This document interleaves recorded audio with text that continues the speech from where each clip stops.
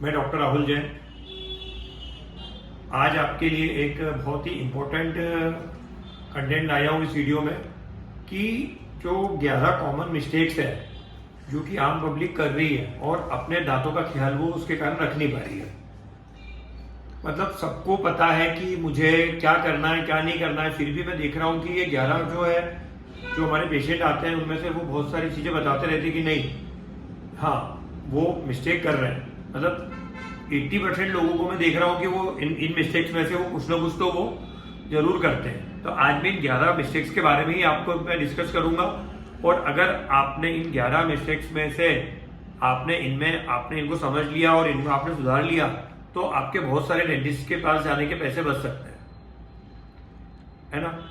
तो सबसे पहले अपन बात करेंगे पहली मिस्टेक की कि सबको पता है, बच्चों को पढ़ाया जाता है कि दिन में 2 बार ब्रश करना चाहिए, 2 टाइम ब्रशिंग। बट एक अभी पेपर में आया था और एक आर्टिकल मैंने पढ़ा कि 80% लोग होते हैं वो दोनों टाइम ब्रश नहीं कर रहे हैं। हाँ? कुछ एक परसेंटेज आया था उसमें भी 5% लोग तो एक टाइम भी ब्रश नहीं कर पा रहे या कर नहीं रहे। तो ऐसा कुछ भी नहीं है कि आपके पास ब्रश नहीं है तो आप ब्रश नहीं कर पा रहे हो। आप दातुन लेके आप नीम की दातुन कर सकते हैं या कुल्ला कर सकते हैं। और नीम की दातुन सबसे बढ़िया होती है। अगर आपके पास पेस्ट खरीदने के पैसे नहीं है तो आप नीम की दातुन भी कर सकते हैं, ऐसा कुछ भी नहीं है। बट ब्रश तो करना है ना, ओरल हाइजीन तो आपको करनी है ना, क्योंकि अगर आप वो नहीं करोगे तो आप बहुत प्रॉब्लम में पड़ोगे और फिर आपको डेंटिस्ट के चक्कर लगाने पड़ेंगे। इसलिए 2 टाइम ब्रशिंग बहुत ज्यादा इंपॉर्टेंट है। फिर सेकेंड आता है ओवर ब्रशिंग। कुछ लोग होते हैं वो ब्रश पकड़ के बैठ जाते हैं और 15-15 मिनट तक वो ब्रश को घिसते रहते हैं और 15 मिनट तक ब्रश करते रहते हैं। तो ये भी गलत है। आज ज्यादा ब्रश करने से क्या होगा, ज्यादा टाइम ब्रश करने से आपके दांत ही घिस जाएंगे, तो गलत है। ब्रश करने का जो अप्रोप्रिएट टाइम है वो 2 से 3 मिनट है। प्रॉपर टेक्निक से ब्रश करें, 2 से 3 मिनट में ब्रश करें और कुल्ला करें है, या आप वो कर लें, पर ओवर ब्रशिंग भी नहीं करना है। और थर्ड कॉमन चीज जो देखी गई है हमारे पेशेंटों में, कुछ लोगों को बहुत जल्दी रहती है, पता नहीं क्या हर चीज को करने की बहुत जल्दी रहती है। तो वो क्या करेंगे, अपना 1 मिनट के अंदर ब्रश खत्म कर लेते हैं। इधर लिया, लगाया, बोले हो गया। अरे इतना जल्दी ब्रश भी करोगे तो जो आपकी डेब्रीज है, कैलकुलस है, सारी सरफेसेस है, वहां तक आपका ब्रश पहुंचेगा ही नहीं। तो जल्दी जल्दी ब्रश करना भी एक बहुत बड़ा आपका ओरल हाइजीन जो है वो आपके बिगड़ने के एक कारण हो सकता है कि आपकी पूरी हर सरफेस की क्लीनिंग ही नहीं होगी। आपको दिखेगा हाँ मेरा सामने से साफ है, पर अंदर की तरफ आपको क्लीन ही नहीं मिलेगा, क्योंकि आपको इतना जल्दी में आपने ब्रश करा है हमेशा।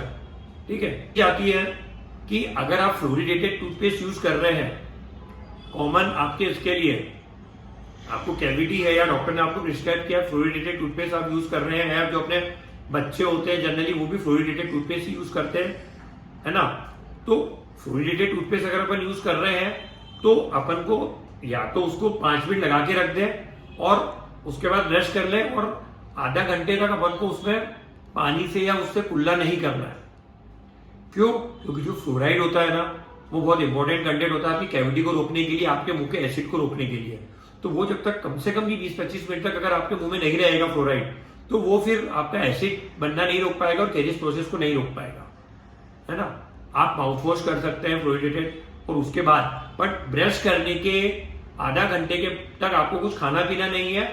और एक और चीज मैं आपको इसके साथ में बता देता हूँ, कुछ भी खाने पीने के, आप कॉफी पी रहे हो, चाय पी रहे हो या आप कोल्ड ड्रिंक्स पी रहे हो, तो मिनिमम आधा घंटे बाद ही आपको ब्रश करना है। बहुत से लोगों को मैंने देखा है कि इधर खाना खाया या इधर cold drink P, coffee P और तुरंत आपने 5 मिनट बाद 10 मिनट बाद ब्रश कर लिया, तो वो भी आपके टूथ को डैमेज ही करेगा, दांतों को डैमेज ही करेगा, है ना। और 5वीं बहुत कॉमन चीज देखी गई है अपने घरों में कि अपन ब्रश को है ना इतना ज्यादा इंपॉर्टेंट नहीं देते टूथ ब्रश को, उसको बाथरूम में ही कहीं भी छोड़ देंगे, विदाउट कैप लगाए छोड़ देंगे, है, या सब फैमिली के जो सारे टूथ ब्रश है वो एक ही उसमें रखे रहते हैं। तो ब्रश को जो है वो 24 घंटे का जो है ब्रश को अच्छे से अपन को रखना है, प्रॉपर आप अच्छे से रखें। नहीं तो आजकल कैप भी आने लगी ब्रश की, तो ब्रश को आप कैप लगा के रख दें, उसको ड्राई करके उसमें कैप लगा दें। तो क्या होता है ना, घर में कॉकरोच होते हैं या वो होते हैं, वो भी ब्रश पे चढ़ जाते हैं, तो वो भी अपना एक कॉमन कारण बनते हैं थ्रोट शोट का और बहुत सारे इन्फेक्शन का कारण बन जाते हैं। तो ब्रश को अपन को अच्छे से रखना है। फिर छठी जो चीज आती है वो है फ्लॉस का यूज करना, डेंटल फ्लॉस। अब क्या होता है, अपन बोलते हैं हम ब्रश तो कर रहे हैं, फिर भी हमको खाना फंस रहा है या समस्या हो रही है, तो आपका ब्रशिंग से क्या होता है, ब्रशिंग से आपकी ऊपर की सरफेस है वो आपकी क्लीन हो जाती है, बाहर की सरफेस क्लीन हो जाती है, अंदर की सरफेस क्लीन हो जाती है, बट जो दांतों के बीच में है वो सरफेस आपकी ब्रशिंग से नहीं हो पाती। तो इस सरफेस तो इन दोनों सरफेस को क्लीन आपका फ्लॉसिंग से ही हो पाती है। इसलिए फ्लॉस का भी आपको यूज करना चाहिए। डेली फ्लॉस का यूज करें, अगर डेली नहीं फ्लॉस का यूज कर पा रहे हैं तो दिन में कम से कम आपको हफ्ते में 2 या 3 बार आप फ्लॉस यूज करें, क्योंकि बहुत इंपॉर्टेंट है फ्लॉसिंग भी। अगर आप प्रॉपर फ्लॉसिंग करेंगे तो आपका फूड लॉजमेंट आपका नहीं हो पाएगा और आपका जो इंटरडेंटल कैरीज जो बहुत कॉमन है आपकी वो नहीं हो पाएगी। 7वीं चीज आती है आपकी टंग क्लीनर। टंग क्लीनर भी बहुत इंपॉर्टेंट है। जितना आपका दांत को क्लीन करना इंपॉर्टेंट है उतना आपको टंग को क्लीन करना भी इंपॉर्टेंट है।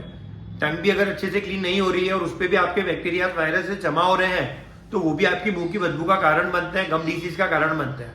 और बहुत सारी मार्केट में टंग क्लीनर्स आ रही हैं। और एक चीज और मैं इंपॉर्टेंट चीज बता दूं कि टंग क्लीनर भी सबका अलग अलग ही होना चाहिए।